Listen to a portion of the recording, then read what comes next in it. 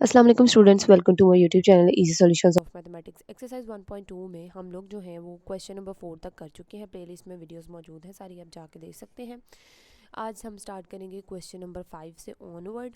Playlist जो है वो एफएससी पार्ट 1 के नाम से मतलब आपको मिल जाएगी, मेरे चैनल पर जाके आप देख सकते हैं। आगे हम लोगों ने यहाँ तक किया था कि सिंप्लीफाई द फॉलोइंग, मतलब ये अयोटा की फॉर्म में थे और हमने उसको सिंप्लीफाई किया था। नेक्स्ट है हमारे write in terms of iota. ये हमें सिंपल एक नंबर्स दिए गए हैं और इनको हमने अयोटा की फॉर्म में लिखना है, क्योंकि हमें देख के ही पता चल रहा है कि स्क्वायर रूट के अंदर माइनस आ रहा है तो कॉम्प्लेक्स आंसर ही देगा ये। तो हमने इसको आगे फर्दर सॉल्व करना है।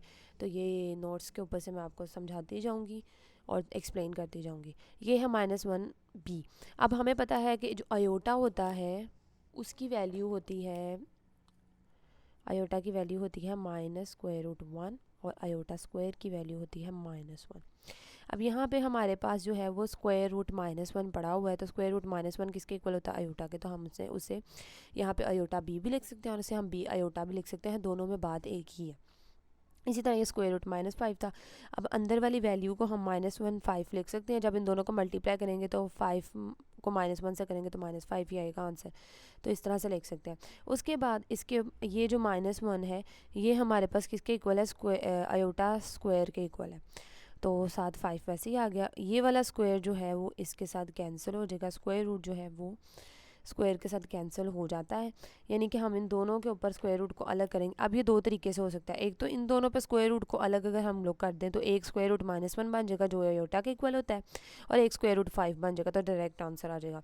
दूसरा तरीका ये है जो मैंने किया हुआ है कि -1 की जगह पे आप अयोटा स्क्वायर पुट करें। उसके बाद इन दोनों के ऊपर से जब आप स्क्वायर रूट को अलग करेंगे, क्योंकि दो वैल्यू स्क्वायर रूट के अंदर मल्टीप्लाई हो रही हो तो हम स्क्वायर रूट को अलग कर सकते हैं। तो यहाँ पे स्क्वायर रूट 5 और ये इसके साथ कैंसिल हो गई, या सिंपल अयोटा आ जाएगा। उसके बाद ऐसे ही हम लोगों ने स्क्वायर रूट -16/25 जो है इसके साथ हम लोगों ने करना है कि हमने यहाँ पे -1 और 16 को अलग कर लिया, डिवाइडेड बाय 25 कर लिया हम लोगों ने। उसके बाद -1 की जगह पे हमने अयोटा स्क्वायर लिख दिया, साथ 16/25। हम 16 को जो है वो 4 का स्क्वायर लिख सकते हैं, यानी 4 को 2 टाइम्स मल्टीप्लाई करें अगर हम तो वो 16 ही आता है, तो उसको हम 4 का स्क्वायर लिख सकते हैं। इसी तरह से 5 को 2 दफ़ा मल्टीप्लाई करें तो 5 5 25 आ जाता है, तो वो हमने 5 स्क्वायर लिख दिया। तो यहाँ पे स्क्वायर रूट जो है वो इस सारे स्क्वायर्स के साथ कैंसिल हो जाएगा। ये भी स्क्वायर इस स्क्वायर रूट के साथ, इसके ऊपर से भी स्क्वायर इस स्क्वायर रूट के साथ ख़त्म हो जाएगा। इसके ऊपर भी स्क्वायर है तो स्क्वायर स्क्वायर रूट के साथ ख़त्म हो जाएगा। तो ये आ जाएगा 4/5 अयोटा, यानी सारी अंदर वाली वैल्यू सिंप्लीफाई होकर आ जाएंगे। और यहाँ पे अयोटा इस तरफ भी आ सकता है, इस तरफ भी आ सकता है, चाहे सिर्फ इधर तक लिख दें या ये स्टेप भी कर लें, बात एक ही है ये बताने के लिए। नेक्स्ट हमारा क्वेश्चन है स्क्वायर रूट 1/, और ये -4 है। अब हमने क्या किया है, इस तरह से फ्रैक्शन में भी वैल्यूज़ होना तो हम ऊपर भी स्क्वायर रूट अलग कर सकते हैं, नीचे भी स्क्वायर रूट अलग कर सकते हैं। तो ऊपर भी स्क्वायर रूट को हमने अलग कर लिया, नीचे भी हमने स्क्वायर रूट को अलग कर लिया। और 1 का स्क्वायर रूट 1 नहीं होता है, नीचे भी हम लोग इसको -1 मल्टीप्लाई बाय 4 लिख सकते हैं। -1 मल्टीप्लाई बाय 4, 4 को यहाँ -1 से मल्टीप्लाई कर दे तो 4 × -1 हो जाता है। उसके बाद इज इक्वल टू 1/, इन दोनों के ऊपर से हम लोग जो है वो स्क्वायर रूट्स अलग अलग कर सकते हैं, अलग अलग कर लेंगे हम लोग। उसके बाद यहाँ पे हमने 4 का जो है वो स्क्वायर लिख सकते हैं, उसको स्क्वायर लिख दिया, और यहाँ पे हम स्क्वायर रूट -1 की जगह पे अयोटा लिख सकते हैं। सॉरी, यहाँ पे ये 2 जो है वो इस स्क्वायर रूट के साथ कैंसिल हो गया, 2 आ गया और इसको हमने अयोटा लिख लिया, ये आ गया। अब हम लोग क्या करते हैं, मैंने आपको पहले बताया था डिनोमिनेटर में हम लोग अयोटा नहीं लिख सकते, उसको हम लोगों ने सिंपली जो है वो ऊपर की तरफ लाना होता है, न्यूमिनेटर में लिख सकते हैं। डिनोमिनेटर में जब भी आया आपने उसको जो है ना सिंपल अयोटा से मल्टीप्लाई और डिवाइड करवा देना है, अगर सिर्फ अयोटा हो तो। अगर पूरी प्रॉपर एक वैल्यू हो, यानी दरमियान में कोई साइन भी आ रहा हो, तो वो हम रैशनलाइज करते हैं, वो आगे देखेंगे। अयोटा से मल्टीप्लाई और डिवाइड करवा दिया मैंने यहाँ पे, ये दोनों आपस में कैंसिल हो जाएंगे तो तब कुछ नहीं रहेगा। तो ये अयोटा 1 सा अयोटा हो गया, और अयोटा इसके साथ माइनस हुआ तो 2 अयोटा स्क्वायर हो गया। अयोटा स्क्वायर की वैल्यू होती है -1, यहाँ पे माइनस आ गया इसके साथ, तो इसको हम -1/2 इंटू अयोटा लिख सकते हैं। उसके बाद हमारा क्वेश्चन नंबर 6 है। क्वेश्चन नंबर 6 इंतहाई सिंपल क्वेश्चन है कि इसके अंदर 2 ऑर्डर पेयर्स जो हैं वो हमारे पास हुए हैं। ये मैंने आपको बुक में लिखा हुआ भी दिखाया था कि 2 ऑर्डर पेयर्स हों AB कॉम्प्लेक्स नंबर के प्लस CD, तो इनको ऐड करना सबसे ज़्यादा आसान काम है कि हमने पहली वाली इसकी पहली वाली के साथ ऐड कर दिया A + C, और इसकी दूसरी वाली को दूसरी वाली के साथ ऐड कर दिया B + D। तो इस केस में ये a है, ये b है, ये c है और ये d है। तो इस फॉर्मूले में इन वैल्यूज़ को लगा लें। पहली को पहले के साथ ऐड कर दें 7 + 3, दूसरी को दूसरी में ऐड कर दें 9। अब प्लस दरम्यान में लगाएं तो प्लस माइनस माइनस हो जाएगा, क्योंकि इसके साथ माइनस है तो प्लस की जगह हम लोग माइनस लगा देंगे। प्लस माइनस माइनस हो जाता है, 9 - 5 हो जाएगा, ये 10 आ जाएगा, ये 9 - 4 हो, 9 - 5 = 4 हो जाएगा। तो इस तरह से नेक्स्ट हमारा सेम है माइनस के सिंप्लीफाई क्वेश्चन नंबर 7 में हम लोगों ने माइनस करना है 2 ऑर्डर पेयर्स को। तो इनके अंदर हम लोगों ने क्या करना है, पहली को पहले इसकी पहली वाली के साथ माइनस कर देना है और इसकी दूसरी वाली को इसकी दूसरी वाली के साथ माइनस कर देना है। इसका 8 - -7, अभी दरमियान में माइनस आ गया तो आपको पता है माइनस मैटर करता है, प्लस जो है उसके साथ मल्टीप्लाई करके वो माइनस को ले आता है। लेकिन ये पहले से एक तो ये वाला माइनस और दूसरा इसके साथ भी माइनस था वो आ गया, कोमा -5 माइनस और ये 4 आ गया यहाँ पे। तो इन दोनों को सॉल्व किया, यानी माइनस माइनस प्लस हो गया, तो 8 + 7 15 होता है, और ये माइनस माइनस प्लस हो गया तो ये हमारे पास 9 आ गया, और बड़ी वैल्यू के साथ माइनस है तो यहाँ पे माइनस आ गया। क्वेश्चन नंबर 8 है आगे। इसके अंदर 2 ऑर्डर पेयर्स को, ये बुक के अंदर लिखा हुआ है फार्मूला, मल्टीप्लाई करना हो तो वो क्या होता है, पहले ए सी के साथ मल्टीप्लाई करते हैं, देन माइनस बी डी होता है। उसके बाद क्या होता है ए डी, यानी पहले का दूसरे के साथ, और प्लस बी सी। तो ये फार्मूला यहाँ पे लगा है, और ये ए है, ये बी है पहला, और इसको हम सी और डी कह लेते हैं। तो सिंपली ए की वैल्यू यहाँ पे 2 है, बी की वैल्यू यहाँ पे 6 है, सी की वैल्यू यहाँ पे 3 है, एंड डी की वैल्यू यहाँ पे 7 है। तो सिंपली इन दोनों ऑर्डर बेस में इस पूरे फॉर्मूले में इनकी वैल्यूज़ को पुट कर दें आप लोग, जिस तरह मैंने किया है। यहाँ पे सी की 2 है, ए की 2 है, एंड सी की 3 है, और उसके बाद -6 है एंड 7। उसके दरमियान में कोमा, सारी वैल्यूज़ को सॉल्व किया, और उसके बाद हमारे पास आंसर जो है वो भी ऑर्डर पेयर की फॉर्म में -36 एंड 32 आ गया। नेक्स्ट हमारे पास क्वेश्चन नंबर 9। अगेन इसमें भी हम लोग 2 ऑर्डर पेयर्स को मल्टीप्लाई करना है। अगेन यही वाला फार्मूला जो ऊपर यूज़ किया है, यही फार्मूला मैंने इस पे लगाया है। ये ए, ये बी, ये सी और ये डी। एक ऑर्डर पेयर ए बी का समझ लें, एक सी डी का समझ लें, इसको इसके साथ कंपेयर करें और इनकी वैल्यूज़ को पुट कर दें, तो ये भी आपका उसी तरह से सॉल्व हो जाएगा। और एज़ इट इज़ ये मैंने सोल्यूशन करके, ताकि मैं आपको दिखा दूँ, मैंने सोल्यूशन पहले से कर दिए हैं। अब आप लोगों के लिए आसानी रहेगी कि देख के आप लोग अगर अपनी कॉपी रजिस्टर पे सॉल्व करते हैं तो आप लोगों के लिए आसानी रहेगी। क्वेश्चन नंबर 10 में ये ए बी और दूसरा सी डी हम लोग समझ लेते हैं, और इस फॉर्मूले में अगेन यहाँ पे ए की वैल्यू 0 और बी की जो भी सारी वैल्यूज़ बन रही हैं इसी फॉर्मूले के अंदर पुट करें, तो आंसर जो है वो -15 × 0 आ जाएगा।